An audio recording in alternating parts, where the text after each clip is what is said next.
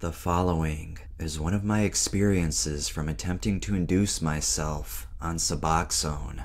Before anyone says the obvious, buprenorphine is in no way psychedelic, and when used properly, has been extremely beneficial in my life. But anyone who has taken some too soon after using opiates knows the pure agony and hell that your body and mind will go through. This, combined with dehydration and malnourishment, is only comparable to a very, very bad trip. A little bit of background. I've been a regular drug user from a pretty young age, 12, and was dependent on opiates on and off from the age of 18 to 29. This experience was in 2019, while I was living in a rented room in North Philly. I've recently relapsed following the death of my father and was on the run from parole, so I had some issues, to say the least. I was spending roughly $80 a day on heroin, which was most likely just fentanyl and research chemicals. And as you could expect, my life was spiraling out of control. The extreme anxiety and depression that comes with being dependent on such strong opiates is incredible. Like I said, I have been using opiates of all kinds for years before this. I've been in withdrawal what seems like a million times, but the dope I was getting at the time was on a whole different level. I would wake up mid-anxiety attack literally every morning, which wouldn't subside until I used or walked to Kensington to get more. I looked like a skeleton and knew going back to jail was inevitable if I didn't quit. But the withdrawal was so extreme every time that I can never go more than a couple hours without giving up. My solution was something I was very familiar with. Wait long enough until the opiate was out of my system and take a sub. If only it was that easy.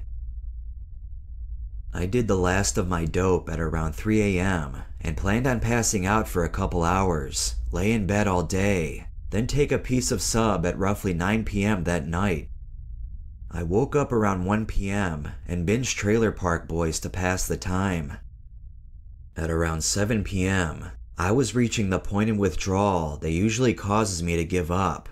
I had all the telltale signs, and although it's tough to accurately assess yourself in that state, I scored myself as a 4 on the Clinical Opiate Withdrawal Scale, or COWS. Thank God. It's time. 17 hours has to be enough. Man, was I wrong. I opened an 8 mg Suboxone strip and cut off approximately a 2 mg square. I have always hated the taste, and obviously preferred the bioavailability of intranasal use, so I placed the square on a spoon with a bit of water and let it dissolve. As I tilted my head back and sniffed, I was eagerly awaiting feeling better. I remember saying to myself, in a little bit of time, you'll be feeling just fine. About 5 minutes later, I felt the first sign of the hell to come. A cold, metal-like shiver slowly made its way up my spine. This can't be good. I sat up and began to panic. What did I just do to myself? Goosebumps covered my entire body, and I instantly felt extreme nausea and diarrhea. Before I could even get off my bed, a putrid, disgusting yellow stomach bile literally exploded from my lips. I ran to my bathroom, but couldn't even make it the 20 feet to the toilet before it came out the other end as well.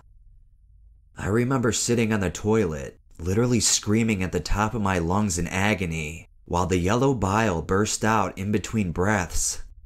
My mouth kept filling up with saliva every 5 seconds, like I just took a drink. I kept swallowing, but that just caused me to throw up more. I also had an extremely bad metallic taste in my mouth that was somehow nostalgic. My skin felt like somebody stripped me of all my clothes, threw me on an iceberg in Antarctica, and the only thing I had to keep me warm was lava.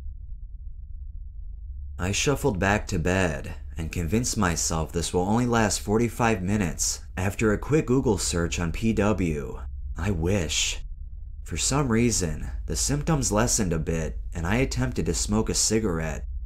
I'm not sure if this is actually what caused it, but while smoking, I unconsciously sniffed and tasted a drip of sub go down the back of my throat. Oh shit. Just like that, all the symptoms returned, just as extreme as before. I did not know what to do. I remember laying in a child's pose and periodically screaming into my pillow, just wishing it would end. I would lay there for 36 more hours. I started becoming delirious sometime that night. I had multiple voices in my head, and I became convinced there was little people living in my body, controlling and causing these symptoms. And not just any people, it was the trailer park boys. I saw Ricky and Bubbles with buckets attempting to bail out my saliva like they were bailing out a boat. Meanwhile, Randy and Mr. Leahy were sabotaging them in the process. The next day came and went as I laid there, dying. I could hear people outside, and I so desperately wanted to ask them for help, but I didn't even have the energy to plug my phone in the charger, let alone get anyone's attention. I didn't sleep, but I remember literally fantasizing of a red Gatorade, and at times truly thought someone brought me one, only to realize that nobody did. By this point, I was contemplating how I was going to tell my girlfriend and family I was crazy. The next morning, I knew I had to do something, or I was gonna die here. Of course, my plan was, instead of going to the emergency room, I would just go get more dope to hopefully end this nightmare. It took me hours to summon the energy to get out of bed and get dressed. From where I lived, it would usually take me about 20 minutes to walk to the EL at York Dauphin. This day, it took me close to an hour and a half.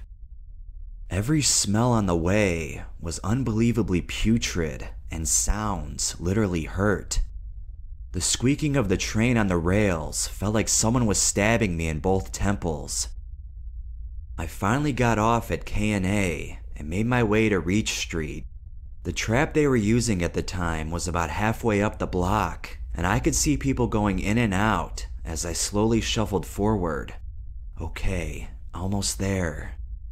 As I walked in the completely dark room, lighters flickered in corners as the smell of crack and piss filled my lungs and caused me to puke more yellow bile all over the steps leading back out to the street. With blurry vision, I lifted my head to see a police van speeding down the wrong way down the one-way street. I instinctively started walking away as nonchalant as possible, but as I heard the sliding of the van door as the tires screeched to a stop, I knew I was fucked. I wanted to run, but I just didn't have the energy. I heard the cop's voice say, "Good morning," as he walked in front of me, snapping on blue gloves.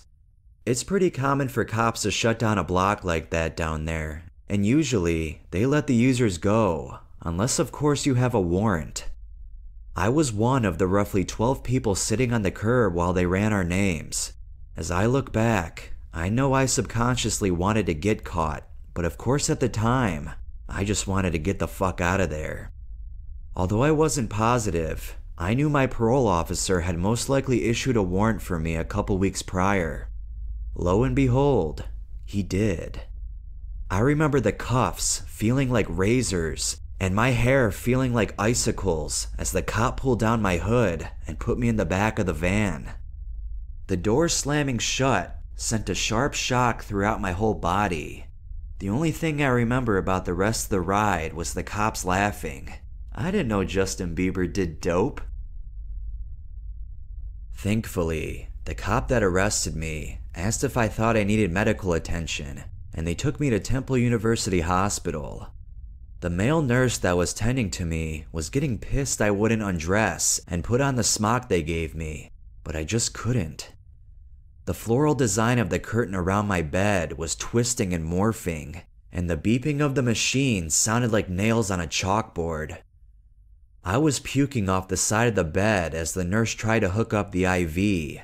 I remember him saying, "You gotta stay still or you're gonna get hurt," To which I replied, "You're the one that's gonna get hurt."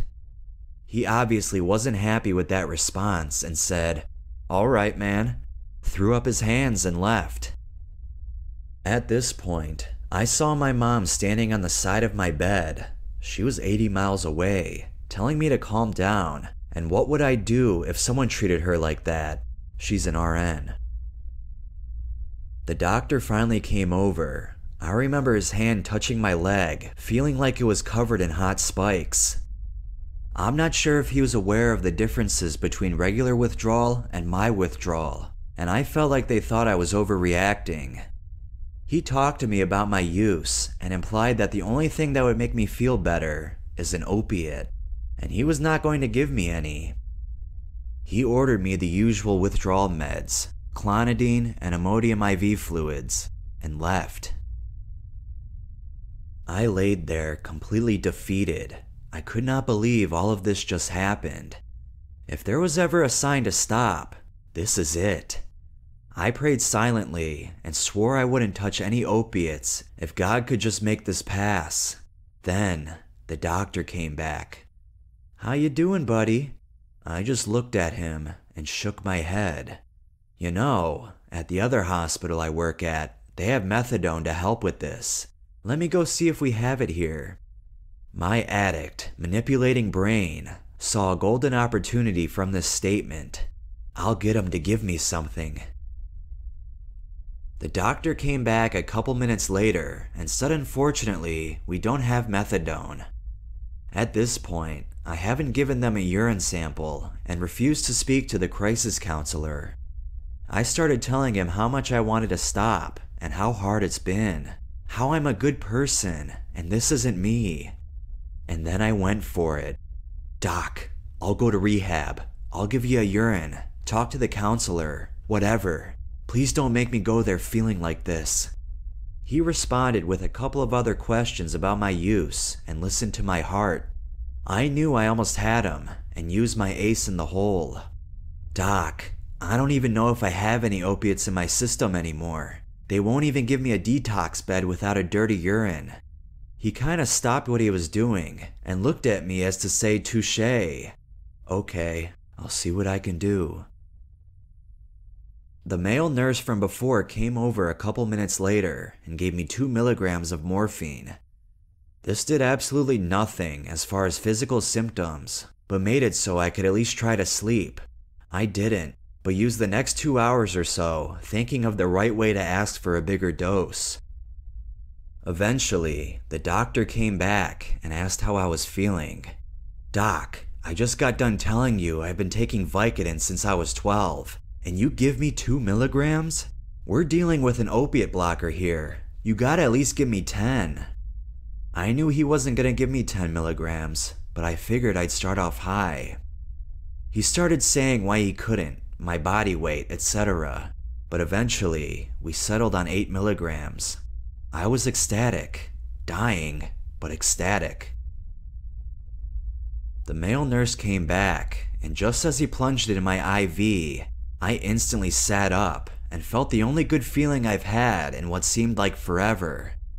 The nurse noticed this and said, "Hey, you're not supposed to like this anymore," jokingly. His words faded just as Peter Frampton's solo in "Do You Feel Like I Do" came over the hospital PA. All of my symptoms disappeared instantly, and I laid back in relief, listening to Frampton rip. 3 minutes later, that good feeling disappeared, and I was back to hell. But that little bit of relief allowed me to somehow fall asleep on and off for a couple of hours, so I was extremely grateful. I ended up going to rehab the next day, but wasn't right mentally for a couple of weeks. I have never felt something so extreme in my life. I remember thinking it would be a great interrogation tool because nobody would be able to endure this feeling for very long. They actually dosed me the first day. Anyone who's been to rehab knows that doesn't happen. I basically slept the entire detox stay and can remember waking up one night and instantly saying to myself, "Thank God." Going to rehab also saved me from my legal issues from running, but But till this day, I feel like getting caught saved my life. I wasn't gonna stop unless I was forced to. There's a reason why Kensington is the biggest open-air drug market. The accessibility and quality is unmatched. And for an addict, the temptation is hard to resist when you know you can always get it. If you are listening to this and are currently using, please get help. You may think you can kick on your own, but in my 12 plus years of using, I've never seen it work. Life will get better if you stop, I promise. And if you need someone to talk to, please DM me. I'm gonna end this with a rehab quote that has always stuck with me. Why give up everything for something small when you can give up something small and gain everything?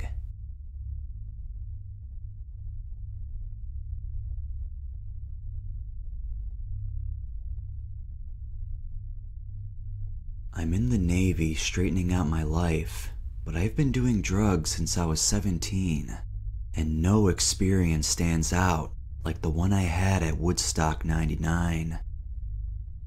Now, I was to drive to upstate New York from out in Queens, which ended up being a good 6-hour ordeal. I traveled up to the festival with 2 of my friends and my ex-girlfriend, who I had broken up with 2 days prior. Now, we had a fight on the way up, and I ended up leaving her to fend for herself and went on my way among thousands of people who had already gotten to the pre-festival on that fateful Thursday night in late July. Me and my 2 friends, not having any camping gear, decided to make our first night a memorable one. I had never done acid in my life and had no intention of doing anything of that sort that night. As we walked around, we found a guy selling shrooms and bought an eighth. We split it between the 2 of us by smoking it, no effect on us.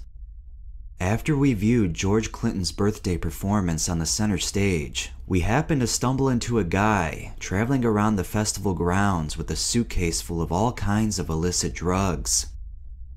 After debating for a few minutes, me and my 2 friends, only one of which who had done acid and was experienced with it, decided to take the plunge and do it.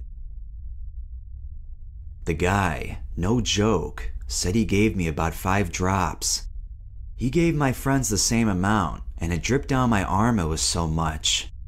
It tasted minty, and after we took it, we just hung around talking to people, chilling out for the night.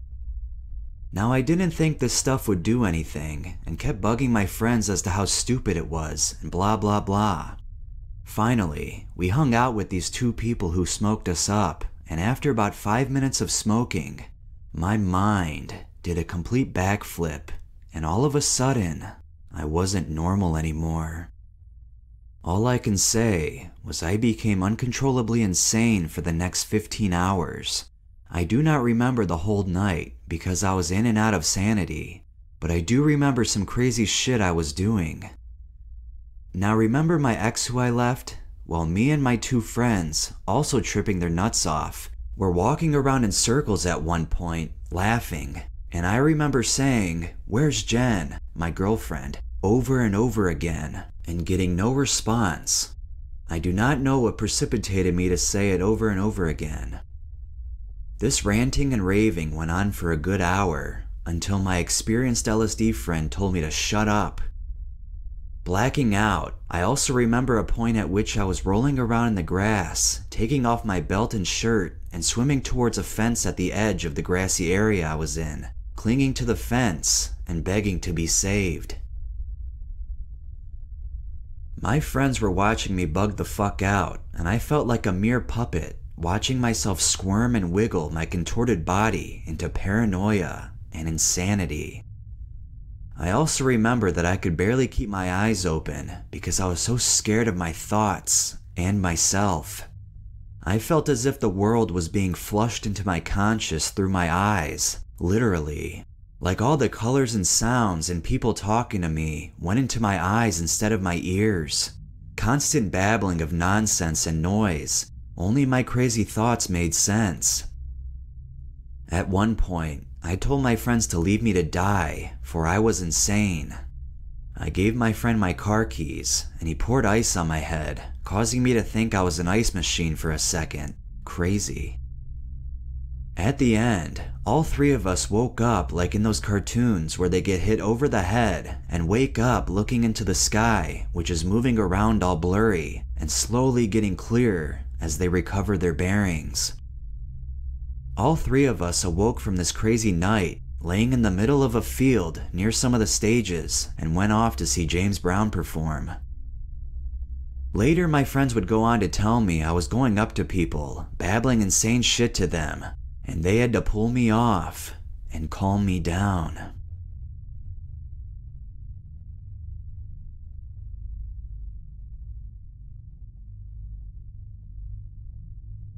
This story happened in my senior year of high school. Prior to this experience, I had done mushrooms 3 times. 2 of those experiences were pretty good, one was kinda bad. However, those could be for another day. This trip, in which I 100% believed I was going to get murdered and die, is very long. It was utterly tragic, but years later, I can see the humor in it. So brace yourself for the story of the man I will call M that I met at the barter fair. This story takes place at somewhere called the barter fair. For those unaware of what that is, it's basically a big hippie festival where you trade things for drugs, to put it loosely. It's a 3-day weekend experience. There's live music, fire dancing, and it's really fun. I still highly recommend going to one of these if you can. We'll skip over my backstory, and we will start in the gates outside of the barter fair. I will be introducing characters as we go through the story as they become more important. But for now, the picture is a group of teenagers, 6 in total, that are on the side of the highway, prepping their vehicles for 3 of the teenagers to be snuck into the fair. A truck pulls up with a 6-year-old hippie named M wearing a Grateful Dead t-shirt with his service dog Snoopy. He hops out of the vehicle and asks us the whereabouts of the hippie fair. He pulls out a thing of Fireball accompanied with a bowl of freshly loaded weed, later revealed to be grown by himself. This character display was the introduction to the weirdness ahead that barter fair is known for. Our group had no time for questions. Who is this guy? Where does he come from? What does he want with a group of teenagers? Hindsight is 20/20, and later, Marty would reveal that he goes to barter fair every year. How come then would he need to ask a group of teenagers the whereabouts of said fair? Nevertheless, our vehicle and barter fair were prepped and primed and ready to go. Thoughts of this being the only encounter with M would be shortly questioned. The transfer into the fair was a success, and as the group started to set up camp, M rolled up asking if he could camp with us. No group vote was needed, as M pulled in anyways, ready to hitch up. The group shrugged it off and didn't think much of it. Fast forward to a few hours later, 2 of my friends were giggling after they had dropped acid and I felt left out. Shortly before this point, a man with a big top hat had waltzed into our camp and was selling 1/8 of shrooms. I took one look at these bad boys and saw that the bag had Dr. Strange on them. Who could I trust more to give me Strange than the doctor himself? Back to my 2 friends giggling as they were on the come up. I was half an eighth down eating a bag of barbecue potato chips, not feeling strange. My very wise friend named A suggested I eat the whole thing, you pussy. So as you do, I promptly ate the whole thing. 10 minutes later, we wanted to walk around and explore the fair, and I wasn't feeling strange. This fair is on an Indian reservation, so no federal laws apply, meaning that I found myself at a $1 one dab booth, paying extra for a globber. As soon as I lifted my head up from the dab rig, it all hit me like a fucking train. I was thrown into fast motion, as if you were passing an unfortunate sex scene in a movie you chose to watch with your parents. I truly was moving in fast motion, crushing A's hand, sprinting back to camp. I was in a state of panic, as if I had become an infant taken away from my mommy. To me, the simulation had truly broken. Being in a computer is putting it lightly. Reality was shifting diagonally with me in the center. I had thrown the universe off course, as if it wasn't expecting me to get this loaded. It didn't know how to respond. It glitched out and shattered in front of me, throwing once a man into the fragment of space was all it could do at this point. This was the strange I was prescribed. I knew everything, all the universe's secrets. I knew that when we died, it was going to be fucking awesome, and there was nothing to worry about. Ecstasy and euphoria were the only feelings I had at this point, screaming in people's faces, telling them that they were going to die, and it's going to be fucking awesome. We had finally made it back to the camp, and I was truly tripping. As an artist, I instinctively grabbed my sketchbook and went to town. Patterns were flowing out of me. The lead of my pencil would become dull, signifying its death. I would stare at it and feel death pulling me in. I would put it down, then grab the same pencil, perfectly sharpened, and get back to it. All of this while hearing from within me the simple fact of, life is a cycle, over and over and over again. We all die to be born again. Me, my sketchbook, and the campfire transported into a desert to represent the sands of time. I'm not sure, but at this point was peak strange. This moment of grandeur would be short-lived, however, as our antagonist M came into frame. Anyone who's done shrooms knows you can feel people, sense what they're thinking of, and instinctively know their intentions. M at this point had sat right next to me, and I felt darkness. I felt that M wanted to rape me, to torture me, to throw me in his truck, and head back to his farm, never to be seen again. Dramatic, yes. Exaggerating, no. This fucked me up. Later accounts of the night tell me that my eyes were completely black at this point. I could hear my friends, but I couldn't see them. I was trapped in M's gaze. He was going off on all kinds of weird shit. Aliens in the universe, that kind of stuff. One of the things he said was everything in the universe could fit into the size of an atom, putting up his finger and pointing. I felt that I was being sucked into his finger, the same kind of suction I felt from the pencil. I got up, went to my tent, and grabbed a big hunting knife and hid it under my blanket. I humorously dropped it for everyone to see. I sat further away from M, but this didn't stop him from inching closer. I mustered up the courage to call him out. I looked him in the face and I said, "Don't try it. I know what you're gonna do. Don't you dare try it." Clenching my knife in my hands, my only salvation from this demon. He began chuckling and laughing. Why? Well, probably because I was salivating from the mouth, so my words had an intense lisp, as whatever strain of mushroom I took was probably more poisonous than others. However, his laugh was still sinister. Then the dog Snoopy came and laid on my blanket. I looked down at the dog, then back up at M.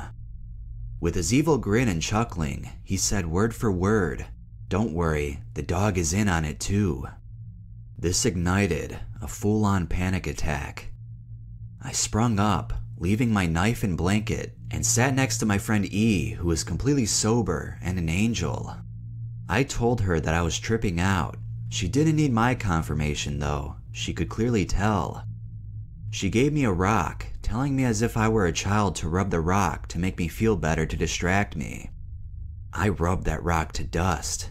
There was a giant gash in my thumb the next day. This is when things went from bad to worse for me. M had pulled out a laser pointer, bright green, and was shining across the fair. I have to admit, it was pretty cool in my tripped out state. This was overshadowed when M announced that he had another laser, pulling out a bright light and shining in my eyes. For some unknown reason, this triggered a memory, real or not, that's to be debated. A memory of me listening to a podcast in which Joe Rogan and someone else were discussing laser technology the CIA had created, in where you shine it into the victim's eyes, causing them to die within 12 hours. Like I said, real or not sure to this day. I haven't resurfaced the episode, so who knows. However, this did not stop me from absolutely shitting my pants. You have to understand, this wasn't a question, it was more of a prophecy. I was going to die, no doubts in my mind. This was it. Not knowing what to do, I freaked out. The idea of dying was not on my agenda for the weekend. In my state, everything I looked at was sucking me in as mentioned previously. This time, it became more intense. Death was everywhere I looked, sucking me in. M would stroke the fire, causing embers to go into the sky. The little tiny points were his method of killing me in my head. I couldn't escape it. This man was on a mission to kill me. I freaked out screaming to everyone that I was going to die. M has bad vibes, as I elegantly put it, and I need to go to a hospital. No one of course believes me, and why would they? Though to me, it sounded like they knew I was going to die, and they knew that there is nothing that they can do, if that makes sense. They all knew that it was over for me, and they didn't know how to tell me. Enter C. C was a hardcore hippie, such a good guy in my experience with him prior to this. He picked me up and told me, let's go for a walk. C began trying to comfort me by saying things such as, just accept it, embrace it, it'll be all over soon, no joke. These were not the things I wanted to hear. He also mentioned I had gypsy tears, not sure what that means, but you could guess it did not sound good in my head. If anyone knows what he's talking about, leave a comment. I started to yell at him, getting in his face yelling at him. He is much bigger than me and could take me down easily, but he was a trooper through my schizophrenic episode. We ended up at a drum circle where I embarrassed him by stating, I see a red dot, they're here to kill me, and the endless questioning of gypsy tears. This being heard by multiple people who were being lunged at by a scrawny white kid halfway on the planet. It prompted C, who had enough of the public humiliation, to take me off to a small field where he sat me down, in which we meditated, calming me down to a point of questioning if I was actually really going to die. Not fully convinced, but coming down from my state of existential dread, we made our way back to camp, where only A was awake. C left to go do peyote or something. A and I stayed up for the rest of the night, talking and walking around the fair, meeting cool people, and having a genuinely good time. The next day, I woke up, alive, but with the worst psychological hangover, questioning everything and thinking deeply. M made us breakfast, where I'm 90% convinced I ate human meat. The meat was beat down to be thin as paper and tasted like nothing I've ever had. Later that day, I overheard M say to E, who was a gorgeous girl, "You have such luscious skin." All that from M definitely had me looking over my shoulder all day. However, I eventually realized the ridiculousness of my paranoia. In all honesty, looking back, he was just a sad old hippie wanting some friends, and me, being who I am, an eighth of shrooms down, interpreted him as life-threatening. It would come to my attention that he was harmless by the fact that he took a bunch of acid and got to a point where me and C had to carry him to his truck because he was crying to his mom that he didn't want to go to school. He even gave me a rock with dots all over it, stating it was an apology. I accepted the apology by throwing it off a cliff, and good wishes later on our way home. No way I was keeping that. I have not been to Barter Fair since, and I tried shrooms 3 months later and had a similar experience. I am not writing off psychedelics as bad as my experiences have been. They have completely changed who I am for the better. Almost 4 years later, I could say that I laugh more writing this story than having anxiety. I still think about it a lot, especially those points where the universe was breaking and I was forced to question if any of this was real. P.S. I don't think we live in a simulation. I believe in the broad umbrella of spirituality.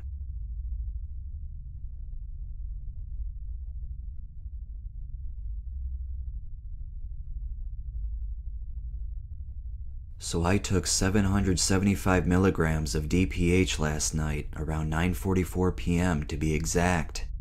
And as I was coming up around 10:30, I knew this was gonna be the one. It was all chill and shit, just the normal glitchy distorted visuals and feeling of heaviness until about 11 p.m. I saw the first shadow man just staring at me from the hallway, and that evolved into real-life looking people in my living room, in color, not even a fucking shadow.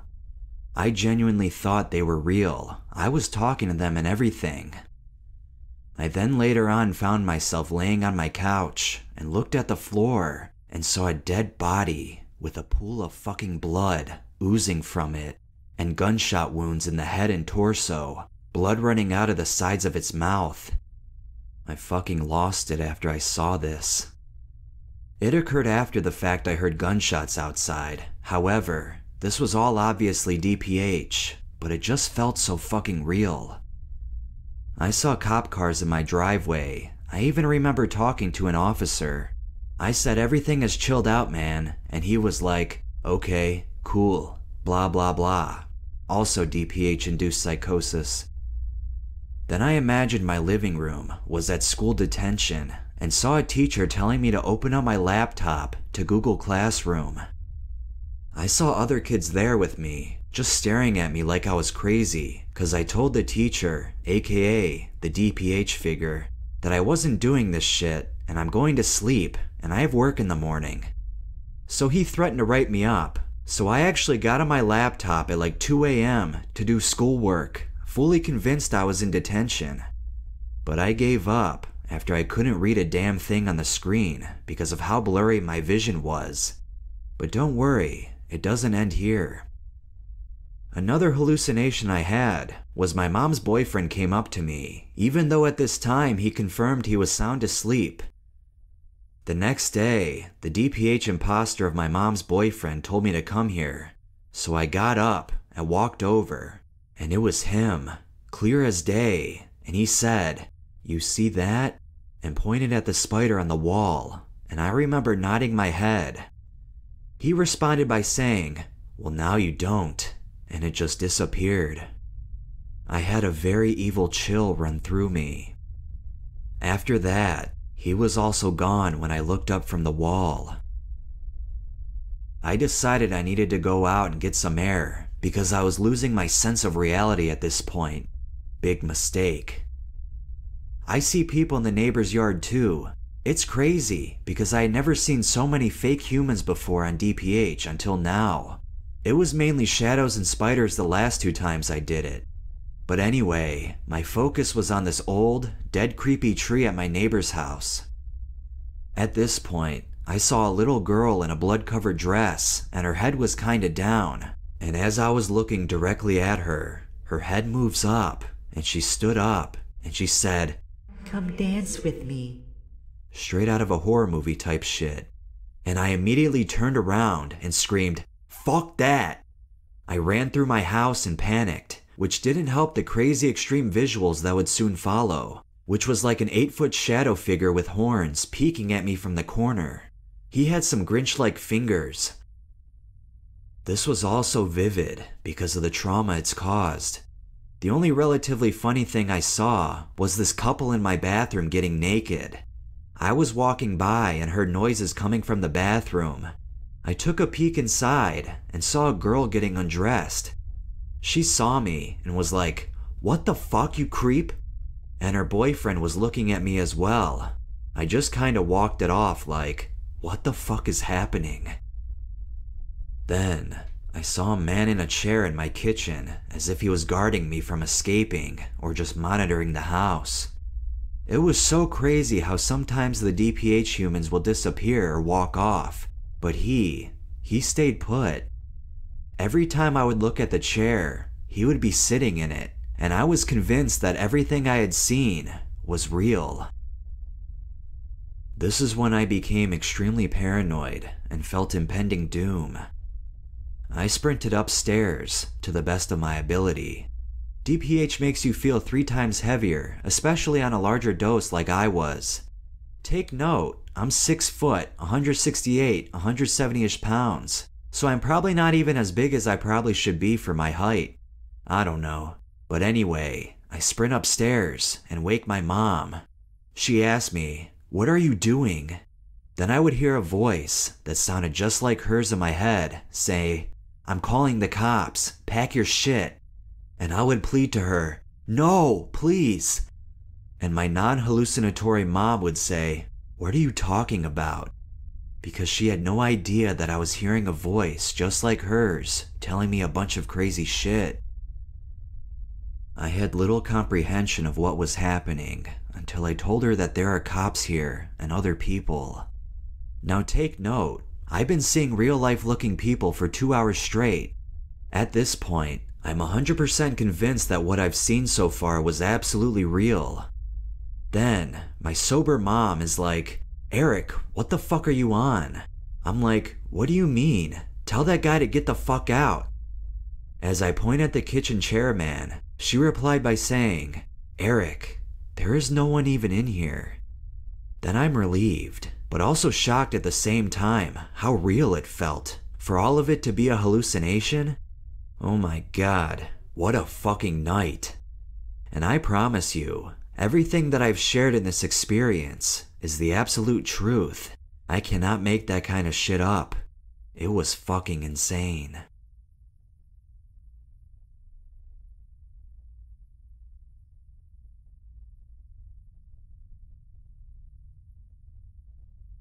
I experienced the effects of LSA on 2 separate occasions within the same week in 2017 while on holiday from college.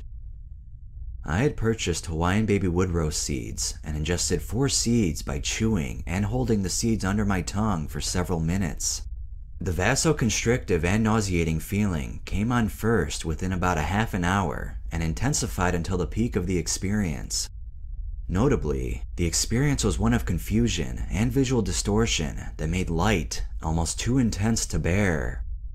I spent the better part of this experience tending to my nausea and feeling that I would purge. No purging occurred, likely because I did not swallow the seeds. The second experience involved crushing the remaining seeds and soaking in naphthalene for a day. The solvent was evaporated, and the dried residue was packed into gel capsules. I took the equivalent of 1/8 seeds worth of capsules and prepared for the experience. Nausea and vasoconstriction began rapidly and built in intensity until it reached an almost unbearable level. I had not eaten that day, so I repeatedly dry heaved until the sickness passed and my sense of reality faltered. I lay in the bathtub with a small amount of warm water to comfort myself. I turned the lights off as well.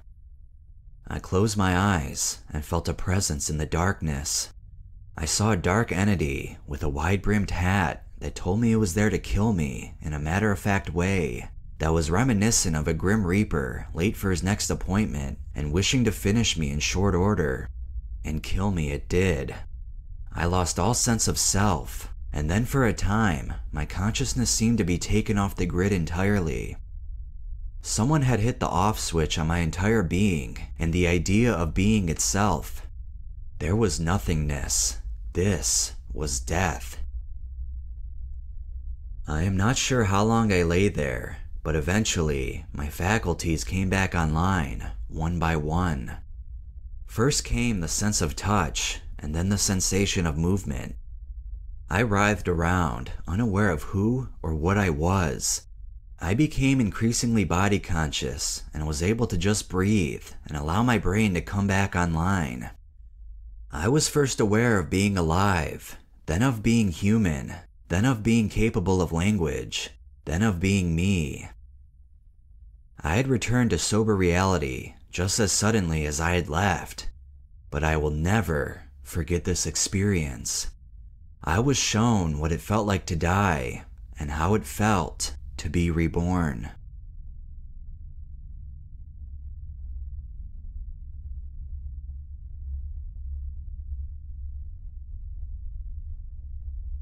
Most people would consider me close to an expert on psychoactives, or would think me to be a crackhead or bad influence on their children. True, I've read a lot about different substances, but this was all knowledge.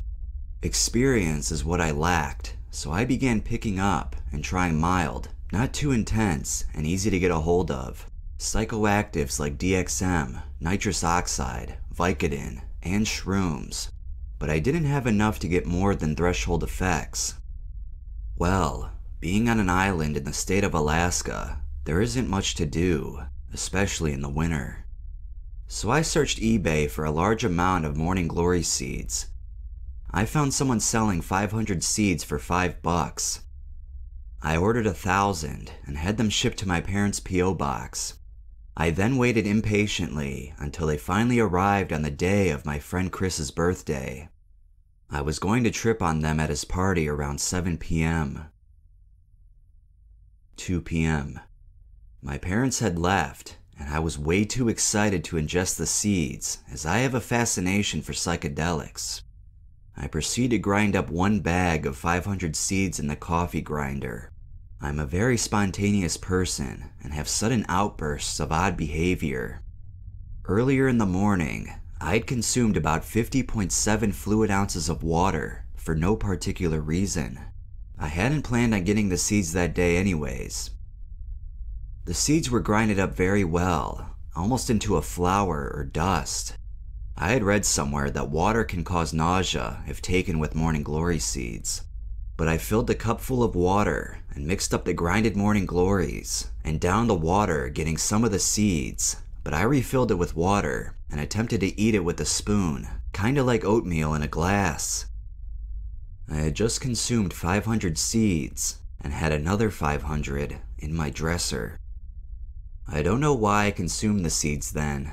I didn't think through that I'd have to act sober around my parents and have them drive me 10 miles into town to get to Chris's house. I began to feel different in only 5 to 10 minutes after consuming them. I got major muscle cramps in both my legs, my back, shoulders, and the back of my head where the spinal cord enters the skull. About 20 minutes after consuming the seeds, I was talking to some friends on the phone and complained that it was really hard to move around. It felt like I had mild paralysis. I felt sick to my stomach and I ached like hell all over. About an hour after consuming the seeds, I got minor visuals of the walls having rippling water-like effects. I was also very euphoric and realized my parents were home. I was kind of scared to walk out into the living room as my coordination was severely hampered, but I did anyways after a while. I didn't notice much of the nausea anymore, nor the cramps. I walked out into the living room and sat on the couch and said hi to one of my mom's friends. I tried to act normal, but I was in a state of such joy that I couldn't help but smile ear to ear. 4 p.m. I'm so euphoric that I can't understand a word my parents were saying. It came out not all as gibberish, but I'd hear things that didn't sound in place. Like I'd hear my mom say, "Yeah, he's acting really weird, and the other day he said his lungs had been removed." I couldn't tell if they were really saying this, if they were talking about me, or if I just imagined them talking. My stepdad looked at my blank face, looking kind of distorted. "The lottery is open if it's there." I realized he was telling me to clean my room and had told me the laundry was open. I grabbed a bag of clothes that were supposed to go to Goodwill and threw them in the dumpster outside. I couldn't keep my mind straight. It was racing with thoughts. Not even for a second could I remember what I was doing or think of something to do. Most of the trip, I just laid around staring at my ceiling. 5:30 p.m. Visuals are everywhere. I can see letters of the alphabet engraved in my ceiling, musical notes and scores of music swimming through my walls as they seemed to breathe with life. The feeling was ecstasy as I laid motionless, taking in everything I was seeing. I was on the phone at the time and explaining what I was experiencing to some girl I didn't know. I told them I had dropped acid, so it would seem reasonable.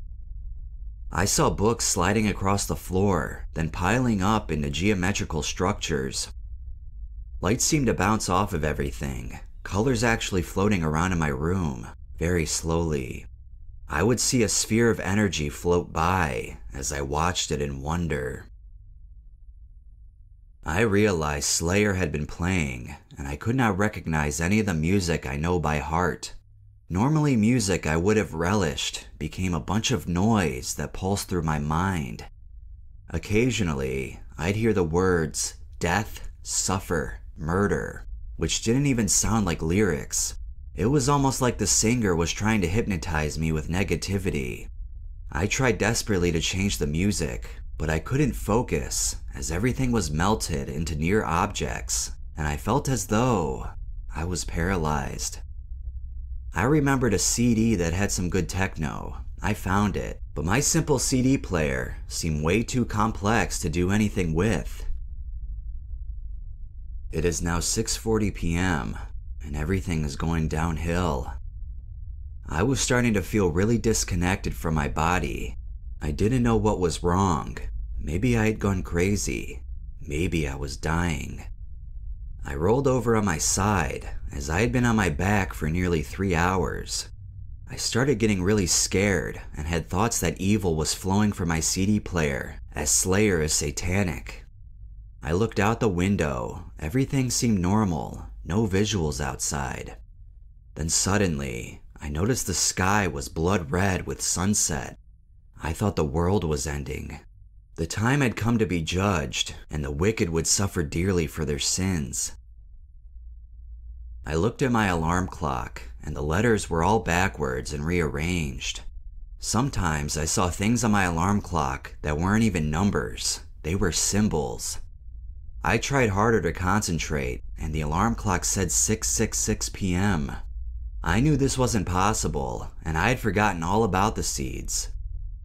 I started panicking and tried to find the cord to the clock, but it was sliding around, melting into objects.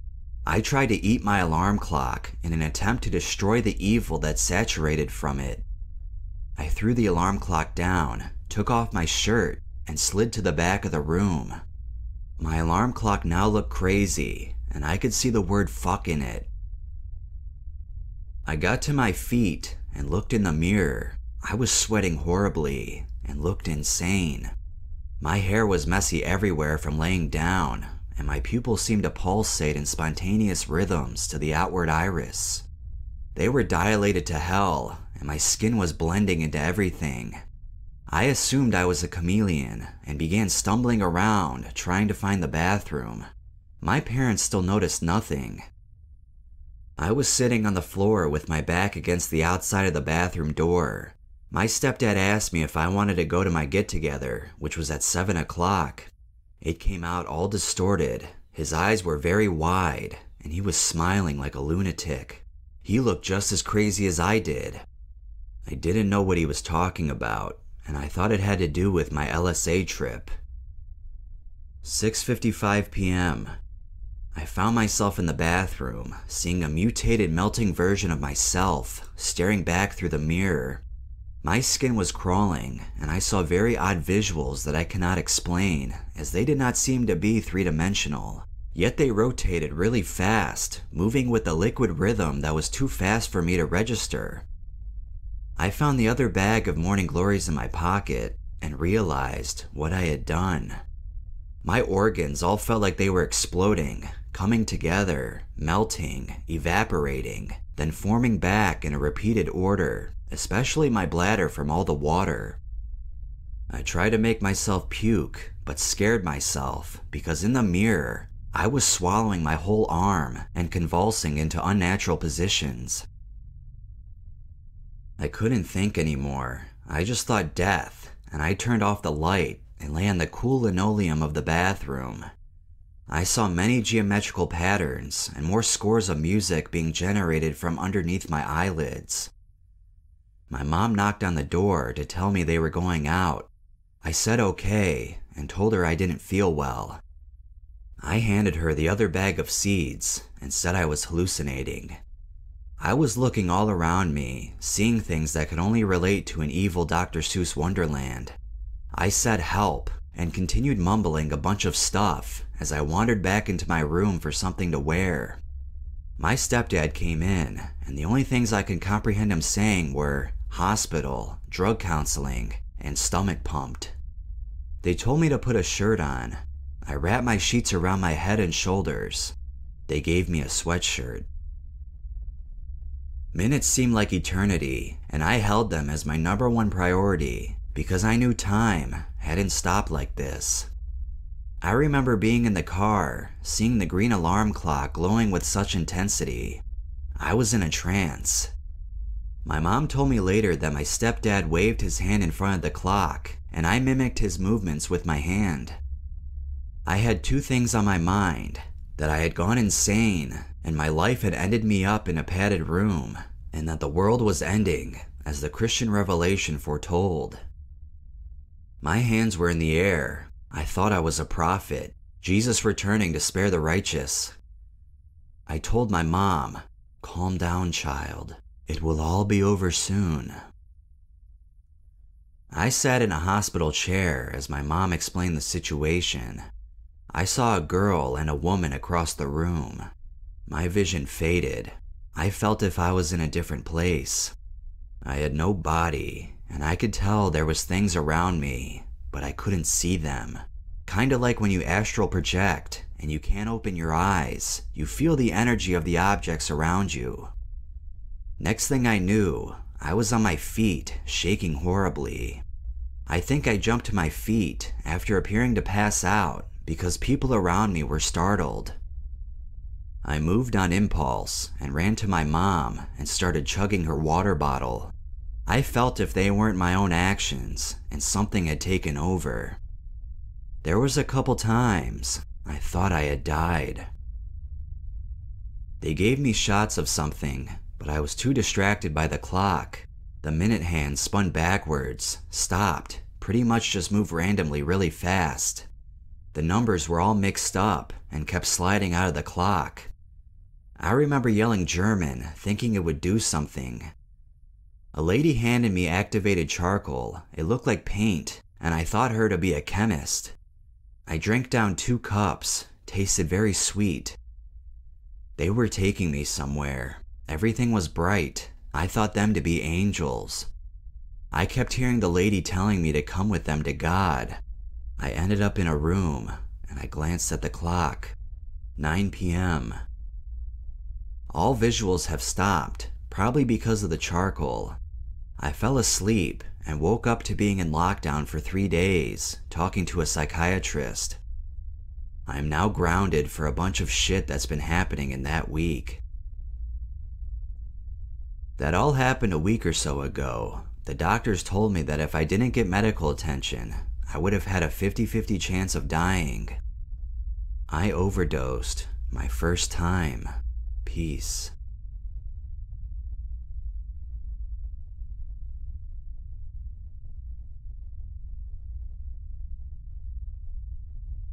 I am writing this report in the hopes it will dissuade others from attempting to use Zoloft for recreational purposes.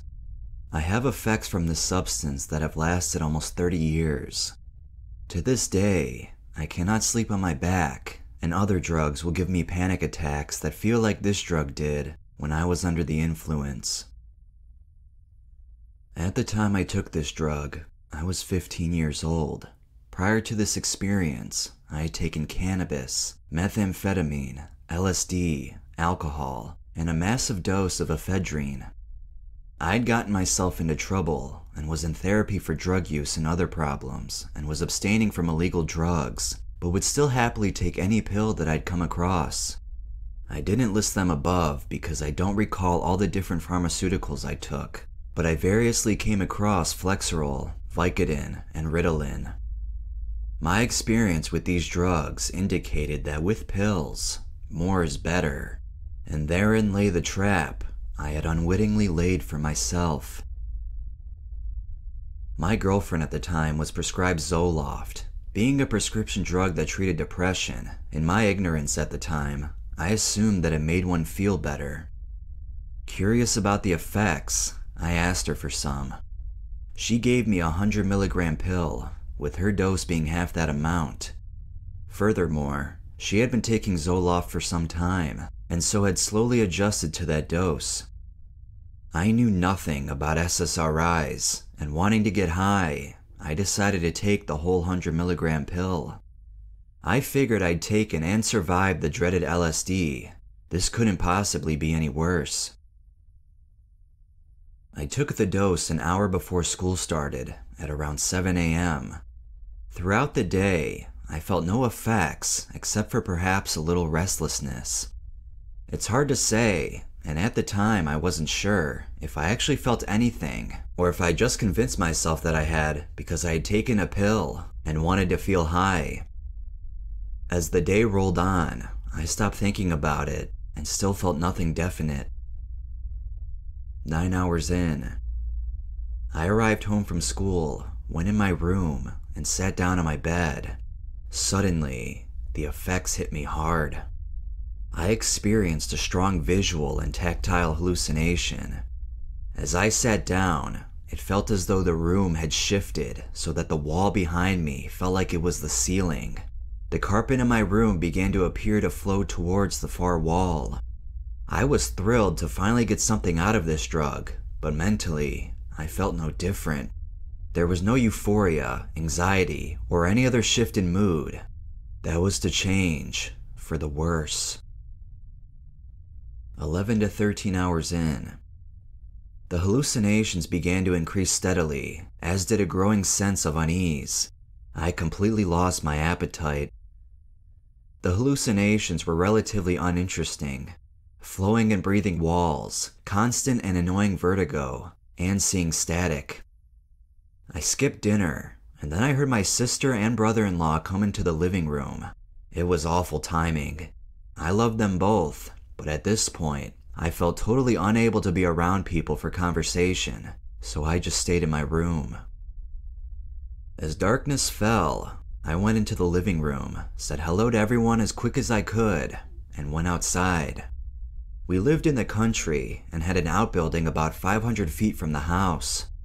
I walked down to it, where I went to smoke a cigarette and try to get myself under control. 13 to 16 hours in.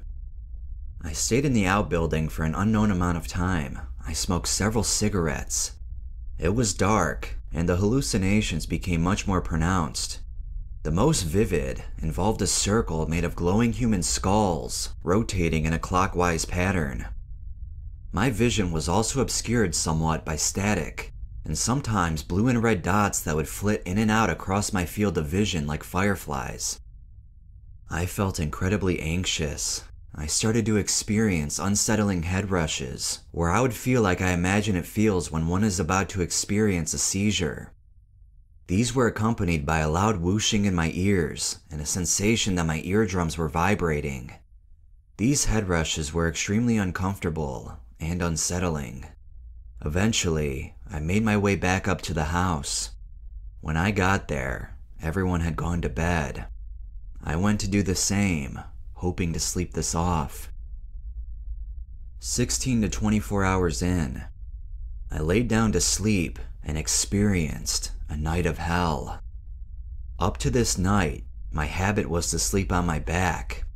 The hallucinations were out of control. They were not pleasant, having to do with skulls mostly, but also, my vision would be overcome with the static, and also colors that would bleed into my field of view. None of it was worth a damn. The experience overall at this point was definitely not worth the hallucinations, and the headspace was horrible. The head rushes would slam my brain over and over again, and eventually, the anxiety became an hours-long panic attack where I was afraid I was going to die. With all the mess going on in my life at the time, I was afraid to tell my parents about it. I just didn't want to cause any new disappointments, especially not with my sister unexpectedly in town. Eventually, as morning came, I was able to get some sleep. When I woke up, my sister and brother-in-law were gone. As it turns out, that was the last time I ever saw her. She died a few years later, and I never got the chance to visit her in Oklahoma again. The aftermath. For weeks after this, I experienced those head rushes. The amount of time I spent trying to sleep on my back gave me PTSD. I have an actual independent diagnosis. For decades, whenever I would try to sleep on my back, or even if I would inadvertently turn on my back in my sleep, I would experience those awful head rushes. Immediately following this experience, I crashed into severe depression. Combined with some other issues in my life at the time, the depression eventually resulted in suicide attempts and several weeks of hospitalization in an inpatient mental institution. Before this experience, I was outgoing and fearless and had never experienced a panic attack. Now I have panic disorder and experience panic attacks to this day. I cannot tolerate SSRIs, and even drugs with weak SSRI behavior, such as tramadol, will induce panic attacks along with the head rushes. The inability to sleep on my back has caused chronic pain in my shoulders and lower back. The static I saw during the experience became permanent. In the dark, the static fills my vision and makes it hard to see. As a result, while I can still see the stars, I haven't been able to appreciate a clear night sky in 27 years.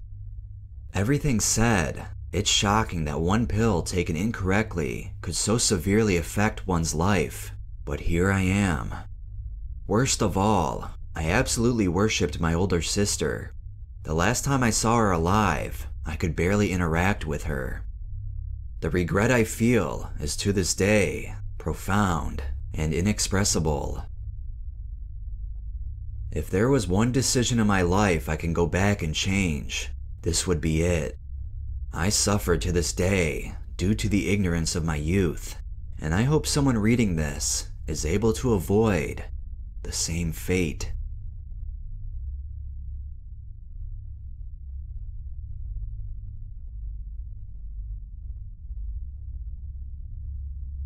I'm 21, have horrible ADD, but no other health concerns. I'm almost always happy and content with my life. I'm emotionally stable, employed, and typically stress-free. To sum it up, I enjoy my life and use drugs to see crazy stuff, preferably in my apartment because the setting is so basic and mundane. I am also in my last year of undergrad and have been using Adderall for 12 years. Last year, I was switched to Vyvanse because it lasts longer and apparently has no potential for abuse, which is complete crap. The largest difference is that you cannot dome Vyvanse. I have tried it, and it burns like hell, then does nothing, since it requires a protein in your intestines to activate, or so I was told. Anywho, for the trip, one of my buddies stopped by after class around 6, and we each popped a 70 mg Vyvanse.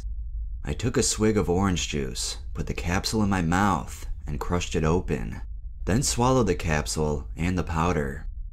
My friend did the same, and in about 20 minutes, we began to feel the effects of the amphetamines.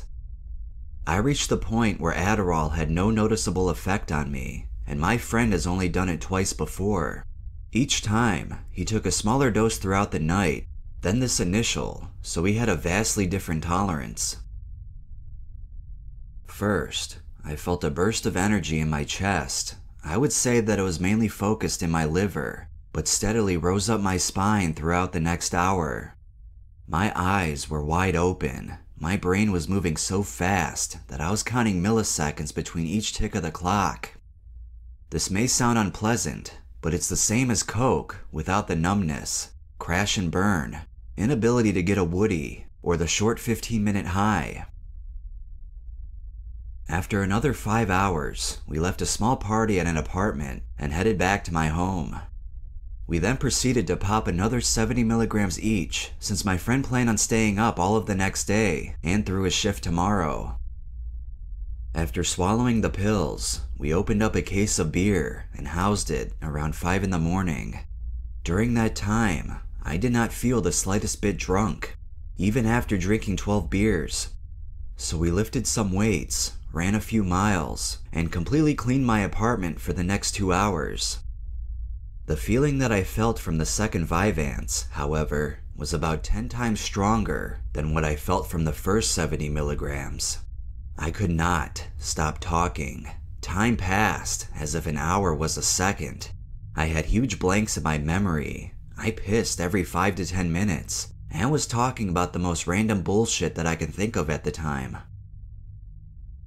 Afterwards, 6 o'clock rolled around, and we thought the effects of the second pill we took earlier in the night faded. So of course, we popped another one, which was one of the worst ideas I have ever had. I was dehydrated from drinking. All the water that I drank throughout the night was instantly coming out the other end, and I had horrible nutter butter for a good 3 hours and 60 degrees. At this point, I took a shower, picked up an energy drink to sip on, went to class, and parted ways with my friend who went to work. From 6 a.m. to 8 a.m., I was completely restless. My entire body was numb from my waist down. Time was at a standstill, and all I wanted to do was go out and work out some more. But no, I have to take a quiz, and right in the middle of it was when I experienced my first ever psychosis moment from amphetamines. It was crazy. As I was about halfway through the quiz, I could no longer think clearly and could not focus my eyes on the text. When I lifted my head and looked around the room, I noticed my vision was completely flanged. All I saw was a circle of darkness around the outer field of my vision that slowly enveloped about half of my outer field of sight and then inversed itself. Now, instead of being unable to see out of the corner of my eyes, I could not see what I was looking directly at. Sounds fun, huh? It would have been if I knew that this episode was coming on, but I was completely stunned by it. I've done 400 milligrams of Adderall before a couple of times, and this experience on 210 milligrams of Vyvanse was much more intense. So much that I completely freaked out for the first time ever in my life. It was worse than acid by far. Now that I can't see a thing, I begin to panic and start breathing as like I was running a marathon. My face felt flushed and I was huffing and puffing as hard as I could, but it did not do a thing. Again, my panic continues to just blow out of proportion and I become completely unaware of where I was. I felt utterly confused and was convinced that I shit my pants. Luckily, I just had a wedgie and was sweating my nuts off in class. Now that I think I shit my pants, I suddenly smelt the world's most rancid pile of crap I have ever whiffed, millions worse than a ferret's. Eventually, I calmed down and realized that no one is paying attention to me because of the quiz, and I relax enough that I can see again and my sweating subsides. Just when I think it's over, the NOS energy drink I was sipping on my way to class hit me with round 2 as I began to answer the next quiz question after my freakout. This time, I would have sworn I had a full-blown panic attack. My heart was pounding at easily 200 something, my resting is 53. I suddenly could not understand where sounds were coming from or what was making them. The girl next to me, who was most likely making scratching noises with her pencil, sounded like a goddamn cow mooing. My vision became flanged again, only this time, I couldn't see anything. It was as if I was blinded by alternating darkness and light. Then I suddenly became very faint and felt like I was going to pass out. Since I just went through this, I calmed myself down by thinking it was nothing to be concerned about and tried thinking about anything other than where I was or what was happening. But my mind wandered and I was on the verge of fainting for what felt like an eternity. When my senses came back, I felt confused. Everything felt like a dream, and I felt as though I couldn't interact with anything, not even to say, I think I'm dead. My face froze on the clock, and after about 5 minutes or so, I regained control and again tried to resume my test.